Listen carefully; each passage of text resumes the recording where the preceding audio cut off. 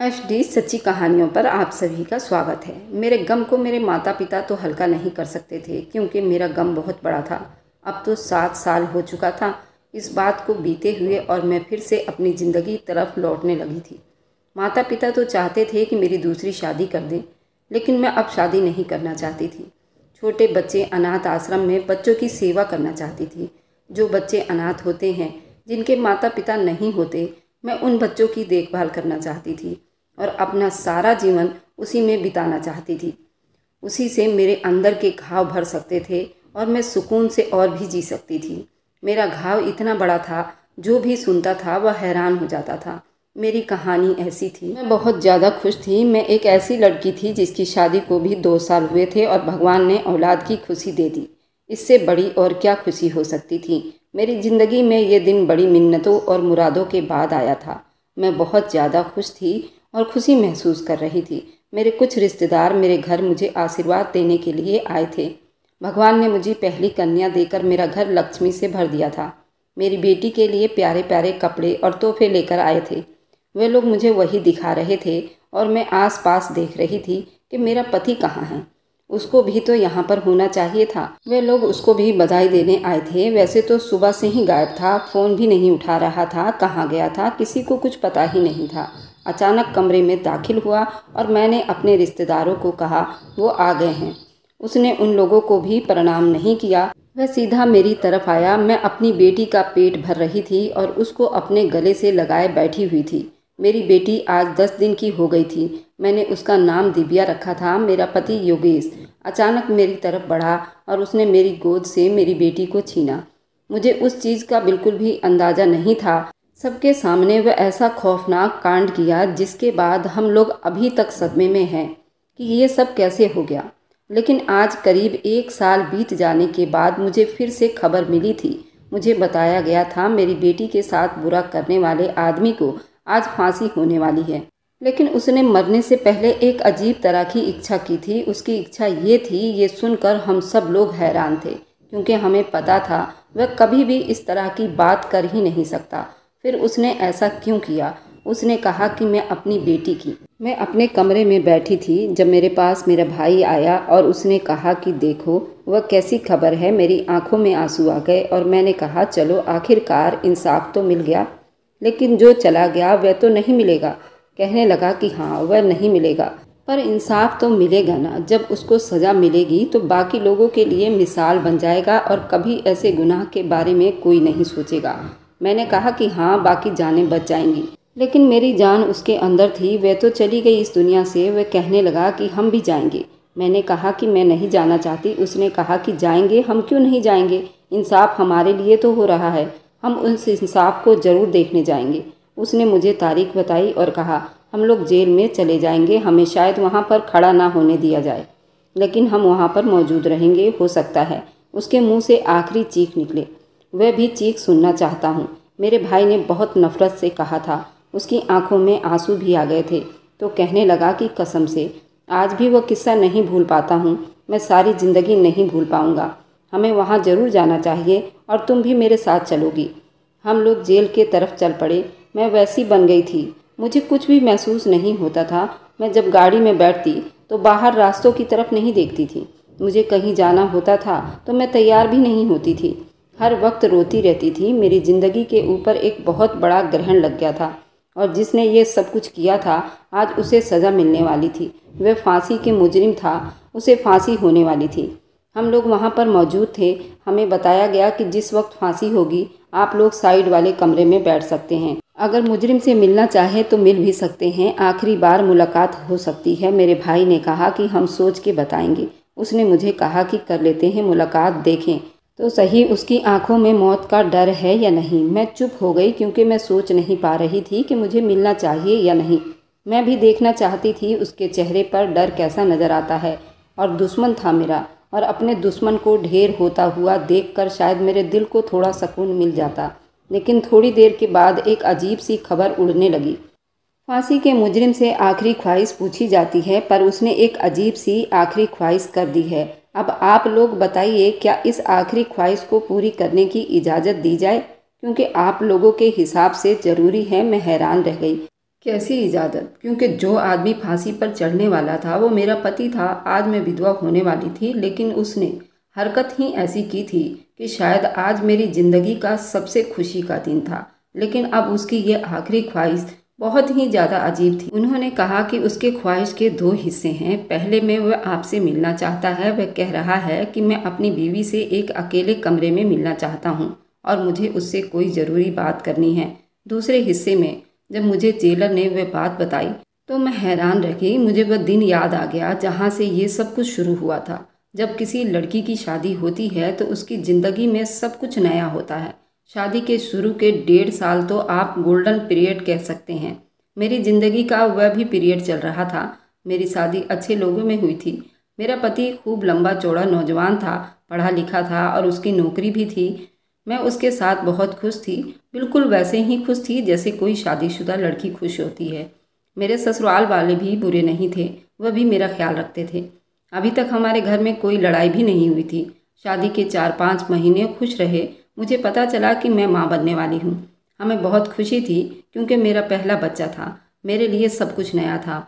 मैं इतनी खुश थी कि मैं बता नहीं सकती। मेरा पति बातों का बहुत अच्छा इंसान था, बातें करके मेरा दिल जीत लेता था। मैंने सोचा कि उसको सरप्राइज़ दूंगी कि ये बाप बनने वाला है। अपने घर में अपनी सास को तो बता ही चुकी थी क्योंकि उनके सामने ही मेरी तबीयत खराब हुई थी। पर मैंने उनको कहा कि आपको मेरे पति को बताना नहीं है, मैं योगेश को खुद बताऊंगी। उन्होंने कहा कि ठीक है बेटा, जिसमें तुम्हारी खुशी, तुम खुद ही बता दो। वैसे भी हम बताएं या तुम बताओ, एक ही बात है। वह कमरे में आया तो मुझे मिला और मुंह धोने के लिए वॉशरूम में चला गया। जब वॉशरूम में था तो मैंने बेड के ऊपर एक छोटी से बच्चे की कमीज रखी थी जो मैंने कुछ वक्त पहले खरीदी थी। मुझे छोटे बच्चे के कपड़े बहुत पसंद थे और मुझे सबसे ज़्यादा बेटियों के कपड़े पसंद थी क्योंकि बेटियों के कपड़ों में डिज़ाइन काफ़ी सारे आ जाते हैं। छोटे छोटे फ्रॉक, चूड़ियाँ, उनको सजाने की कितनी सारी चीज़ें होती हैं। वह बिल्कुल किसी छोटी सी गुड़िया जैसी होती हैं और लड़कियाँ तो छोटी गुड़िया से खेलने की शौकीन भी होती हैं। जब उनकी ज़िंदगी में उनकी अपनी बेटी एक जीती जागती गुड़िया बनकर आती है तो वह उसके साथ बहुत अच्छे से रहती हैं, उसको तैयार करती हैं, छोटे छोटे फ्रॉक पहनाती है। मैंने भी फ्रॉक ही खरीदा था। वो मैंने बिस्तर के ऊपर रख दिया और नीचे एक बड़ी सी कागज़ पर लिख दिया कि आप बाप बनने वाले हैं। खुद मैं पर्दे के पीछे छुप गई। वह बाहर आया, तौलिया से मुंह साफ करते हुए इधर उधर देख रहा था कि मैं कहाँ चली गई। जब उसकी नज़र बिस्तर के ऊपर पड़ी, पहले वो हैरान हुआ और फिर खुश हुआ। मुझे आवाज़ देने लगा। मैं जब सामने आई तो पकड़कर मुझे गले से लगा लिया और कहा कि तुम माँ बनने वाली हो। मैंने कहा कि हाँ, आप पापा बनने वाले हो। बहुत खुश हुआ। जेब से पैसे निकालकर मेरे सर के ऊपर से वार किए साइड में रख दिया। कहने लगा, तुमने मुझे बहुत अच्छी खबर सुनाई है। आज शाम को हम डिनर करने चलेंगे, लेकिन एक बात बताओ, तुमने बिस्तर पर फ्रॉक क्यों रखा था? क्या तुम्हें अभी से पता है तुम्हारे यहाँ बेटी होने वाली है? मैंने कहा कि नहीं, मुझे नहीं पता, लेकिन मुझे ये फ़्रॉक अच्छा लगता था इसलिए मैंने ख़रीद लिया। आपको सरप्राइज़ देने के लिए कोई चीज़ तो रखती बच्चों की। मेरे पास और कोई चीज़ नहीं थी इसलिए मैंने फ़्रॉक रख दिया। उसने कहा कि अच्छा। एक पल को उसके चेहरे पर चिंता आ गई। मैंने कहा कि कहाँ खो गए हैं आप? तो कहने लगा कि कुछ नहीं। मुझे फिर से गले से लगा लिया और जब मेरा मुंह दूसरी तरफ था तो उसने वह फ़्रॉक ऐसे झटक कर ज़मीन पर फेंक दिया जैसे बिस्तर पर कोई गंदी चीज़ पड़ी थी। मैंने शीशे में ये मंजर देखा था क्योंकि शीशे में मेरे पति का वो मंजर नज़र आ रहा था। मैंने जब उसकी तरफ देखा तो उससे फिर मुझे मुस्कुराकर देखा और कहा, चलो चलो, सबको बताते हैं और मिठाई भी लेकर आता हूँ। वह खुश तो बहुत था, लेकिन उसकी ये हरकत मुझे कुछ समझ नहीं आई थी। पर खुशी खुशी ये भी भूल गई कि उसने कोई ऐसी हरकत की थी। ये खबर सबको पता चल गई। मैंने अपने घर वालों को भी बता दिया, ससुराल वालों को भी, दोस्तों को भी, सबको बता दिया गया था। सब लोग बहुत खुश थे और कह रहे थे कि अच्छी बात है क्योंकि आजकल तो समस्याएं, शादियां तो हो रही हैं लेकिन बाद में इतनी समस्याएं पैदा हो रही हैं। कभी औरतों में कमी होती है तो कभी मर्दों में कमी, और बच्चे नहीं हो रहे। तुम लोग खुशकिस्मत हो कि इतनी जल्दी खुशखबरी मिल गई। बहुत अच्छी बात है। मेरी सास भी खुश थी। एक दिन मैं उनके पास बैठी थी। मैंने कहा कि आपका एक बेटा है, 2 बेटियां हैं। मैं भी अपने घर में बड़ी हूँ और मेरा एक छोटा भाई है। आपको ऐसा नहीं लगता आजकल हर घर में बेटियां ज़्यादा पैदा होती हैं? मेरी सास ने कहा कि हाँ बेटा, ये बात है। कि आजकल बेटियां ज़्यादा पैदा हो रही हैं, लेकिन इसमें ऐसी कौन सी बात है बेटी, बेटा हो या बेटी, औलाद पैदा होना ज़रूरी है। मैंने कहा कि आपके दिल में ऐसी कोई ख्वाहिश नहीं है कि आपके घर पोता पैदा हो।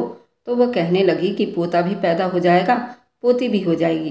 पहले पोता हो जाए या फिर पोती हो जाए, मुझे इससे कोई फ़र्क नहीं पड़ता, क्योंकि बेटा मैंने देखा है कि आजकल ऐसी ऐसी समस्याएं पैदा हो गई हैं कि लोगों के यहाँ औलाद नहीं हो रहे।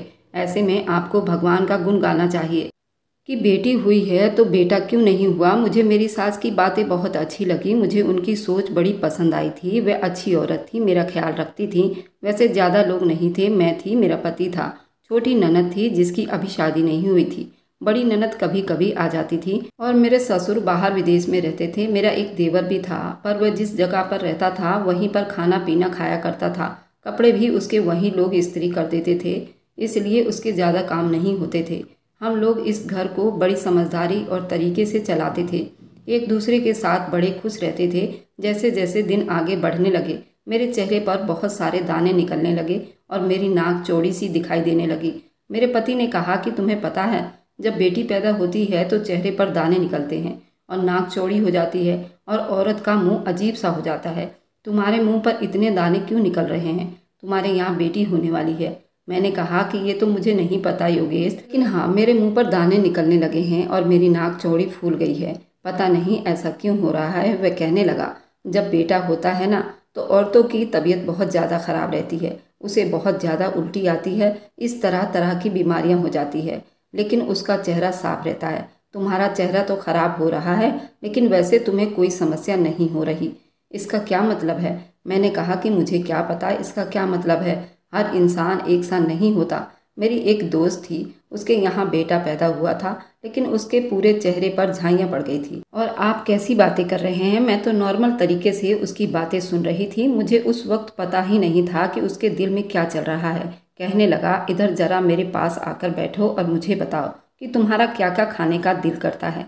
मैंने कहा, कढ़ी चावल खाने का दिल करता है, चाट, गोलगप्पे, समोसे, पकोड़े। उसने कहा कि अच्छा। वह मेरी बातें ऐसे सुन रहा था जैसे मैं कोई मुजरिम हूँ और वह कोई वकील हूँ, और वह मेरी सारी बातों को बड़े गौर से सुनकर ही कहीं नोट कर रहा हो। उसने कहा कि तुम्हारा केक, मिठाई, ये सब खाने का दिल नहीं करता? मैंने कहा कि नहीं, मेरा मीठी चीज़ खाने का बिल्कुल भी दिल नहीं करता, मुझे तो मीठी चीज़ों से उल्टी आती है। तो वह कहने लगा, अच्छा ठीक है, वैसे सुनने में आया है कि जब औरतों को बेटा पैदा होने वाला होता है तो उसका मीठा चीज़ खाने का बड़ा दिल करता है, और जब बेटी पैदा होने वाली होती है तो नमकीन चीज़ें खाने का दिल करता है। अभी हम ये बात कर रहे थे कि मेरी सास दरवाजे के पास मुझे बुलाने के लिए आई थी।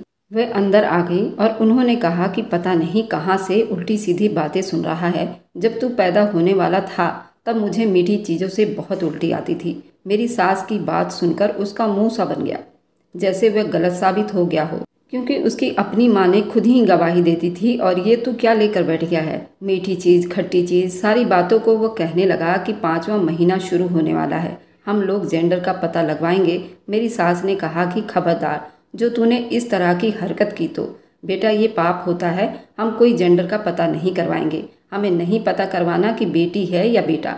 वैसे उसे इस दुनिया में आना ही है, अगर 5वां महीना शुरू हो गया तो समझो 4 महीने और ऐसे ही गुजर जाएंगे।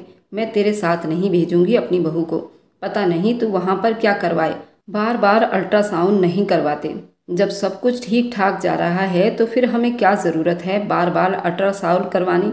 ये पाप होता है। जब मेरे यहाँ बच्चे होने वाले थे तो मैंने कभी भी पता नहीं करवाया। तेरे बाप को पता चल गया ना कि तू ये सब कर रहा है तो तेरे बाप तुझे छोड़ेगा नहीं। वैसे भी मैं अपनी सास के साथ ही डॉक्टर के पास गई थी और 1-2 बार ही गई थी। डॉक्टर ने कहा कि सब कुछ ठीक है, आपका पहला बच्चा है, इसलिए आपके साथ कोई समस्या नहीं, आपकी सेहत भी अच्छी है, बच्चा भी ठीक है, सब कुछ नॉर्मल है। फिर मेरे पति के दिमाग में न जाने ये बात क्यों बैठ गई थी। जब उसने 2-3 बार मुझसे ज़्यादा ही फोर्स करने की कोशिश की कि चलो पता करवाते हैं, तो मैंने कहा कि आप क्यों पूछ रहे हैं। पहले तो वह कहीं खो सा गया, फिर कुछ सोचने लगा और बोला, उसने कहा कि अरे हमारी पहली औलाद है, हमने शॉपिंग नहीं करनी। अब तुम क्या चाहती हो कि हम लड़के और लड़की दोनों की शॉपिंग करें? देखो इतने पैसे तो नहीं है मेरे पास, एक ही शॉपिंग कर सकते हैं ना, तो पता होना चाहिए कि बेटी है या बेटा, उसी के चीज़ें लेंगे। अगर बेटा है तो बेटी के हिसाब से चीज़ें लेंगे, मैंने कहा कि लेकिन ऐसी चीज़ें भी तो ले सकते हैं जो बेटा और बेटी दोनों इस्तेमाल कर सकें।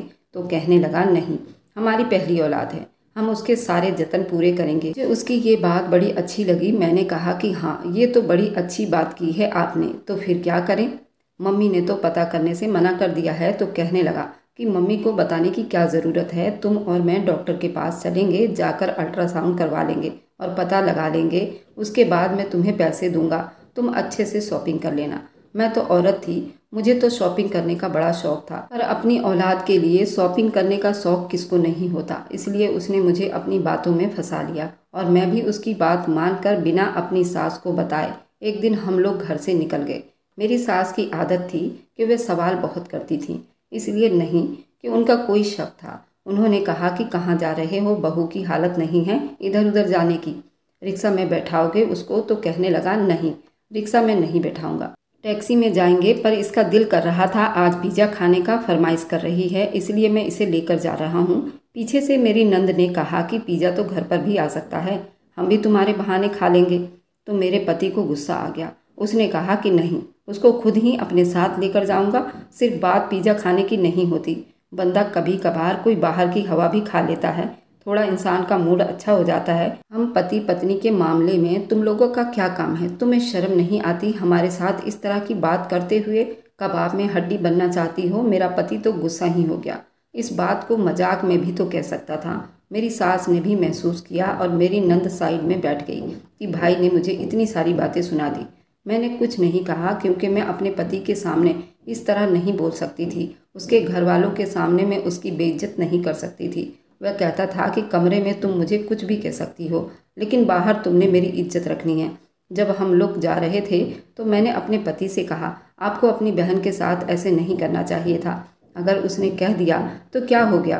तो मुझे कहने लगा, पता होना चाहिए ना कि पति पत्नी के मामले में नहीं बोलते। और लेकर जाएंगे वापसी पर ठूस लेगी पिज़्ज़ा। मैंने कहा, आप क्यों इतना गुस्से में रहते हो?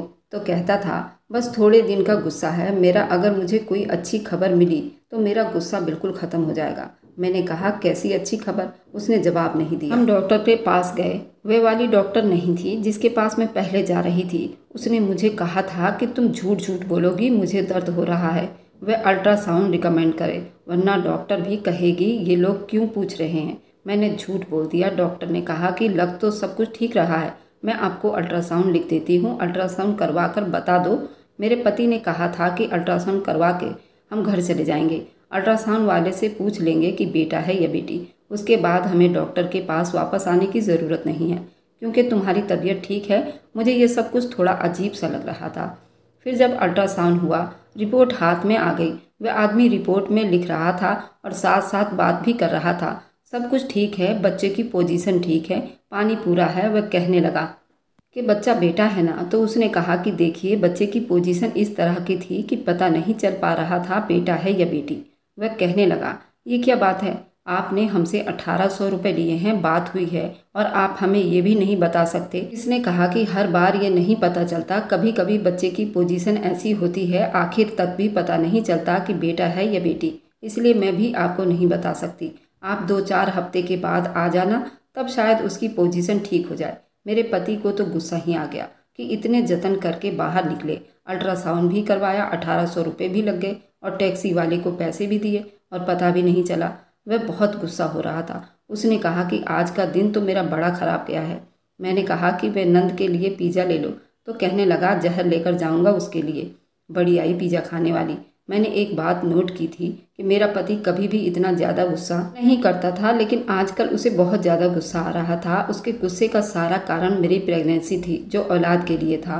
मैंने उसे कहा कि छोड़िए ना, बस थोड़ी शॉपिंग कर लेंगे, थोड़ी चीज़ें बेटी के लिए ले लेंगे, थोड़ी चीज़ें बेटे के लिए ले लेंगे, अगर बेटा हुआ तो बेटी की चीज़ें रख देंगे, अगली बार इस्तेमाल हो जाएगी। ये चीज़ें कौन सी खराब हो जाती है? इस बात का उसने कोई जवाब नहीं दिया, पर कहा कि मेरे सर में बहुत दर्द हो रहा है, ज़्यादा बातें ना करो। आए तो सीधा अपने कमरे में चला गया। मेरी सास ने भी कहा कि क्या हुआ इसको, इसका मूड तो बड़ा ख़राब लग रहा है। मैंने कहा कि वे रास्ते में ट्रैफिक बहुत ज़्यादा थी, इसलिए उनका मूड ख़राब हो गया है। उन दिनों हमारी लड़ाइयाँ भी बहुत ज़्यादा हो रही थी, शायद मेरा मूड ख़राब हो रहा था। जब लड़ाई हो जाती तो वह मुझे मनाता भी नहीं था, मैं खुद उसके पास चली जाती, कभी माफ़ी मांग लेती, कभी कह देती कि बस मेरा मूड ख़राब हो गया था। मैं थोड़ी चिड़चिड़ी रहने लगी। वह कहता था कि चिड़चिड़ापन भी लड़की के दफ़ा ज़्यादा होते हैं। तुम क्यों बार बार इस तरह की हरकतें करती हो, तो मुझे चिढ़ा रही हो। मैं उसकी बातों से तंग आ गई थी। अब मैंने उसे पूछ लिया। मैंने कहा कि आपको बेटे की इच्छा है, तो कहने लगा क्यों ना हो बेटे की इच्छा। मुझे सेहतमंद औलाद की ख्वाहिश है, लेकिन अगर बेटा हो जाए तो इसमें क्या बुरा है। बेटे की ख्वाहिश तो बड़े बड़े लोगों ने की है और भगवान ने भी की है। मैं तो एक अदना सा इंसान हूँ, अगर मैं बेटे की ख्वाहिश करूँगा तो क्या बुरा है। मैंने कहा कि नहीं, मेरा ये मतलब नहीं था, लेकिन देखें हमारी पहली औलाद है, अगर बेटी हो जाती है तो क्या हो जाएगा, बेटा बाद में हो जाएगा। वह कहने लगा नहीं, तो मेरी बात नहीं समझोगी। वो उन दिनों अपने एक दोस्त के साथ भी लड़ाई झगड़ा कर रहा था। मैंने उसकी बातें सुनी थी। ऐसी बातें थीं जिसे दो मर्द ही आपस में कह सकते हैं। मुझे इन बातों की ज़्यादा समझ नहीं आई थी। मैं सिर्फ अपने पति की साइड की बातें सुन रही थी। कह रहा था कि ऐसी कोई बात नहीं है, मैं बिल्कुल ठीक हूँ, मैं पूरी ताकत रखता हूँ, तेरे से ज़्यादा मजबूत हड्डियाँ हैं मेरी। वह दूसरी तरफ से क्या कह रहा था मुझे नहीं पता था। मेरा पति अपने आप को इस तरह सामने मजबूत, ताकतवर और पूरा मर्द साबित करने की बातें कर रहा था। फिर कहने लगा, हाँ 3 ही महीने रह गए हैं, हो जाएगी ये बात भी साबित। बड़ा आया इस तरह की बातें करने वाला, दोस्त है या दुश्मन मुझे पता है। हमने दूसरों के लिए बातें की है, लेकिन हम पर ये वक्त नहीं आएगा। फिर वह दिन भी आ गया जब मेरे यहाँ औलाद होने वाली थी और मेरे यहाँ बेटी पैदा हुई थी। जब ये बात बाहर बताई गई, मैं अंदर थी। मुझे नहीं पता बाहर सबके व्यवहार कैसे थे, पर एक नर्स वापस आई तो कहने लगी आज भी ऐसे लोग हैं जो बेटी पैदा होते ही मुंह बना लेते हैं। इस अस्पताल में और भी बच्चे पैदा हो रहे थे। आज पूरे 60 बच्चे पैदा हुए थे। अभी और भी औरतें लाइन में लगी हुई थी। पता नहीं वह किसकी बात कर रही थी, पर मुझे ऐसा लगा जैसे मेरे पति की ही बात कर रही हो। मेरी सास ने बहुत अच्छे तरीके से स्वागत किया, घर में सजावट की, खाना पकाया, लोगों को बुलाया। आशीर्वाद देने के लिए लोग आने लगे। मेरे घर वाले भी, मेरे रिश्तेदार, दोस्त सब मौजूद थे। मेरी बेटी का नामकरण हो रहा था। सब लोगों ने खुशियां मनाई। मेरा पति उस समय चुप रहा। रात हुई तो मैंने कहा कि आपने तो बेटी को उठाया भी नहीं। तो कहने लगा कि मैं इतनी छोटी बच्ची को नहीं उठा सकता हूँ, मुझे अजीब सा लगता है, जब थोड़ी बड़ी हो जाएगी तो उठा लूँगा। लेकिन उसने उसके बाद से भी मेरी बेटी को हाथ नहीं लगाया था। मैं 10 दिन की हो गई थी। आज मेरे कुछ रिश्तेदार बधाई और प्यार देने आए थे। मेरा पति आज सुबह से ही गायब था। आया तो अचानक मेरी तरफ बढ़ा और मेरी बेटी को मुझे अजीब तरीके से छीना। इतने छोटे से बच्चे को उठाने के लिए तरीके से उठाना पड़ता है। उसकी गर्दन के नीचे हाथ रखना पड़ता है, उसकी कमर के नीचे भी सहारा देना पड़ता है। लेकिन उसने ऐसे उठाया जैसे कोई किसी बिल्ली को उठाता है। उसके बाद उसने मेरी बेटी को इस दुनिया से भेज दिया। उसके हाथ में हथियार था और ये हथियार जिसे बड़े बड़े लोगों को इस दुनिया से भेजा जाता है, इसका इस्तेमाल किया जाता है। उससे हमारे कान बंद हो गए थे। हमें 5 बार बहुत तेज आवाज़ आई थी। मेरे कमरे में उस वक्त मेरे देवर की पत्नी, मेरा एक भाई, मेरे चाचू मौजूद थे जो आशीर्वाद देने के लिए आए थे। मेरी सास भी भागी भागी आई थी। ये मंजर देखकर सभी हैरान रह गए। पति वहाँ से भाग गया। उसने अपनी ही बेटी को इस दुनिया से भेज दिया था क्योंकि उसको बेटा चाहिए था। जब उसने ये सब किया तो चिल्लाने लगा, कहने लगा नहीं चाहिए थी बेटी, मुझे बेटा चाहिए था। इतना कहकर वहाँ से भाग गया। कहाँ पर भागा, किस तरफ गया, मैं बेहोश हो गई थी और मेरे रिश्तेदार उसके पीछे भागे, लेकिन उसे पकड़ नहीं पाए। मेरी हालत इतनी बुरी थी कि मुझे नींद की दवाइयाँ देकर सुलाया गया। मुझे बार बार बेहोशी के दौरे आते थे। मैं कहती थी कि बस मेरी बेटी को किसी तरह वापस ले आओ और मेरी बेटी मुझे वापस दे दो। फिर मेरी बेटी तो मिट्टी के हवाले कर दी गई थी। मुझ पर वह वक्त बुरा था। आज जब उसको उसकी सज़ा मिलने वाली थी तो मुझे ऐसे लगता था जैसे ही उसको सज़ा मिलेगी मेरे अंदर जो कुछ टूटा हुआ था वापस ठीक हो जाएगा। लोगों ने बहुत मुसीबतें झेली थी, किसी ने हमारा साथ नहीं दिया। कभी कानून ने हमें जलील किया, कभी पुलिस वालों ने। लेकिन कुछ दिनों के बाद योगेश को पुलिस ने पकड़ लिया था और उसे सज़ा हो गई थी। उसे फांसी की सज़ा हुई थी। जज को सिर्फ इतना कहना ही काफ़ी था कि उसने अपने 10 दिन की बेटी के साथ ये सब कुछ किया। उसने जल्दी से फैसला कर लिया। उसने कहा कि मैं डबल तारीख भी नहीं डालूंगा। सिर्फ एक तारीख डाली गई थी, वह भी कुछ सबूत को जमा करने के लिए। उसके बाद जल्दी से फैसला कर दिया गया था। ये वायरल हो गया था। उसको बड़ी मुश्किल से पकड़ा गया था। पता नहीं कितने छापे मारे गए थे, तब कहीं जाकर ये पुलिस के शिकंजों में आया था। और जब ये पुलिस के पास था तो उसकी एक वीडियो आई थी। उस वीडियो में उसकी शक्ल ऐसा लग रहा था जैसे इसने कुछ किया ही ना हो। उसको अपने किए पर कोई अफसोस नहीं था। अगर किसी चोरी के मुजरिम को भी पकड़ा जाता है और वो पुलिस के सामने खड़ा होता है तो वह भी अपना सर झुकाकर खड़ा होता है। उसकी भी आंखें नीचे होती है, लेकिन ये मुंह उठाकर खड़ा था, जैसे इसने जो किया है वो बहुत अच्छा किया हो और जब पूछा गया कि ऐसा क्यों किया तो ये कह रहा था कि मुझे बेटे की इच्छा थी। मैंने दोस्तों के साथ शर्त लगाई थी, जो जवान और मजबूत मर्द होते हैं उनके यहाँ बेटियाँ नहीं बेटा पैदा होता है। अगर मेरे यहाँ बेटी पैदा हुई है तो इसके बाद उन्होंने मेरे खिलाफ बातें करनी शुरू कर दी। उन्होंने कहा कि फिर तू मर्द ही नहीं है, इसलिए मैंने गुस्से में आकर ये सब कुछ किया। पुलिस ने कहा कि इसके इन दोस्तों को भी पकड़ा जाए और इनको भी सज़ा के तौर पर जेल की हवा खिलाई जाए, जिन्होंने इसका दिमाग खराब किया। लेकिन ये कोई छोटा बच्चा नहीं था कि उनकी बातों में आ गया। आज उसने आखिरी ख्वाहिश की थी कि वह पहले मुझसे मिलना चाहता है। इसकी इच्छा पहला हिस्सा था कि वो मुझसे बात करना चाहता था। मेरे भाई ने साफ इनकार कर दिया था। उसने कहा, उससे कहो कि वह ऐसे ही मर जाए, मैं बात करना चाहती थी। मेरे भाई ने मुझसे कहा कि उसकी आखिरी ख्वाहिश पूरी मत होने देना, उसको किसी तरह इस दुनिया से जाने दो। मैंने कहा कि नहीं, मुझे बात करनी है। पुलिस वाले ने मुझे कहा कि आप इस तरफ आइए, आपकी मुलाकात करवा देते हैं। मैं सिर्फ जाकर खड़ी हो गई। सामने एक काली सी जाली थी, पीछे से उसको लेकर आने वाले थे और थोड़ी देर के लिए हमें उस कमरे में अकेला भी छोड़ दिया जाता, क्योंकि यही उसकी आखिरी ख्वाहिश थी।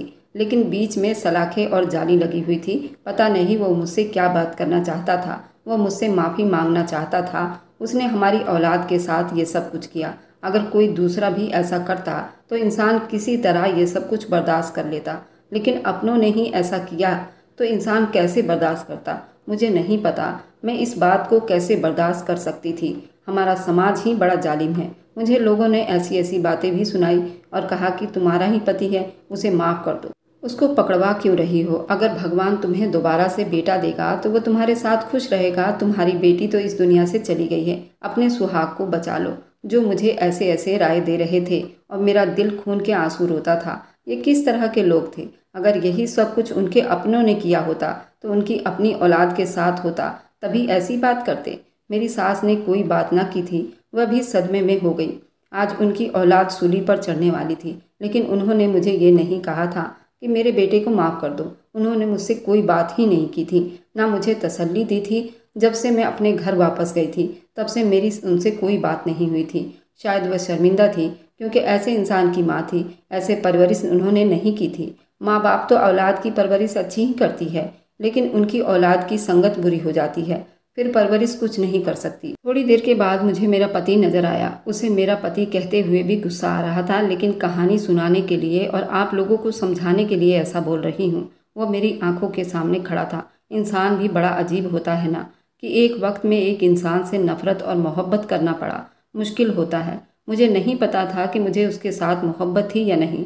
ये शादी हमारे माँ बाप ने करवाई थी और एक अरेंज मैरिज शादी थी, लेकिन फिर भी मुझे उसकी बातें याद आने लगी थी, जो मुझे कहता था। मुझे ऐसा लगता था कि इंसान मुझसे इतनी ही मोहब्बत करता था तो फिर हमारी औलाद से उसको और भी ज़्यादा मोहब्बत होगी। मुझे वह याद आने लगा जो हम लोगों ने एक साथ बिताए थे। पता नहीं कितने समय के बाद मैंने उनको देखा था और फिर मुझे वह दिन भी याद आ गया, जिसके नतीजे में ये खड़ा था और इधर मेरी आंखों में आंसू आ गए। मेरे हाथ कांपने लगे। मेरे अंदर इतना गुस्सा भर चुका था कि शायद मैं इन लोहे की सलाखों को और उस मजबूत जाली को तोड़कर उसे आदमी का कॉलर पकड़ लेती और अपना इंसाफ आज ही खड़े खड़े कर लेती। उसने मेरा नाम बुलाया और कहा, रजनी। मैंने कहा कि नाम मत लो मेरा। क्या चाहते हो तुम? क्यों ये आखिरी ख्वाहिश का ढोंग रचा रहे हो? तुम्हारे जैसे आदमी को तो आखिरी ख्वाहिश का हक भी नहीं होना चाहिए। बोले, क्या चाहते हो तुम? कहने लगा, तुम अभी भी मेरी पत्नी हो। मेरी बात को सुनो। देखो, मेरी बात सुनो। तुम्हें मेरी बात बहुत गौर से सुनना। ओके, मैं यहाँ से निकलना चाहता हूँ, मैं भागना चाहता हूँ, तो मेरी मदद करो। मैंने जो कुछ किया उसके लिए मुझे माफ़ कर दो, लेकिन मैं तुमसे मदद नहीं मांगूंगा। तो किससे मदद मांगूंगा? देखो ना, माँ भी तो नहीं आई, भाई भी नहीं आया। ये बात तो मुझे उस वक्त महसूस हुई। आज तो फांसी का दिन था और उसके माँ बाप और भाई बहन से कोई भी नहीं आया था। मैं भी तमाशा देखने आई थी, इससे मिलने के लिए नहीं। अगर वह इस तरह की ख्वाहिश ना करता तो मैं इसे कभी भी ना मिलती। नहीं, मैंने कहा, बहुत अच्छा हुआ वह लोग नहीं आए। अच्छा ही है कि वह हक और सच का साथ देने वालों में से हैं। ऐसे अच्छे लोगों के घरों में पैदा होकर भी तुम ऐसे इंसान बने जिसे अपनी ही औलाद को मेरी जुबान रुक गई। मैंने कहा कि अच्छा, तो इसलिए बुलाया था मुझे? मौत का डर लग रहा है? बचना चाहते हो ना? यहाँ से भागना चाहते हो? लेकिन नहीं, मैं तुम्हारे लिए कुछ नहीं कर सकती। भला मैं तुम्हें कैसे बचा सकती हूँ? और मैं तुम्हें बचाऊंगी ही क्यों? उसने कहा कि तुम भूल रही हो, अभी भी मैं तुम्हारा पति हूँ। तुम मेरी अर्धांगिनी हो। मैं तो उसकी शक्ल से भी नफरत करती थी। वह सीधा सीधा अपने आप को बचाने जा रहा था और मदद की भीख मांग रहा था, पर मैंने उसका कोई साथ नहीं दिया और वहाँ से लौट आई, क्योंकि वो मेरी औलाद का कातिल था। उससे मेरा नाता तो कब का टूट चुका था। अगर आपको आज की कहानी पसंद आई है तो वीडियो को ज़रूर लाइक कीजिएगा और अपने दोस्तों के साथ शेयर भी कीजिएगा। और हाँ, अगर आपने अभी तक हमारे चैनल को सब्सक्राइब नहीं किया है तो ज़रूर सब्सक्राइब कर लीजिए। मिलते हैं हम अपनी कल की एक नई दिलचस्प कहानी के साथ। मुझ पर सदा अपना प्यार और स्नेह बनाए रखें। सभी को मेरा प्यार भरा नमस्कार दोस्तों।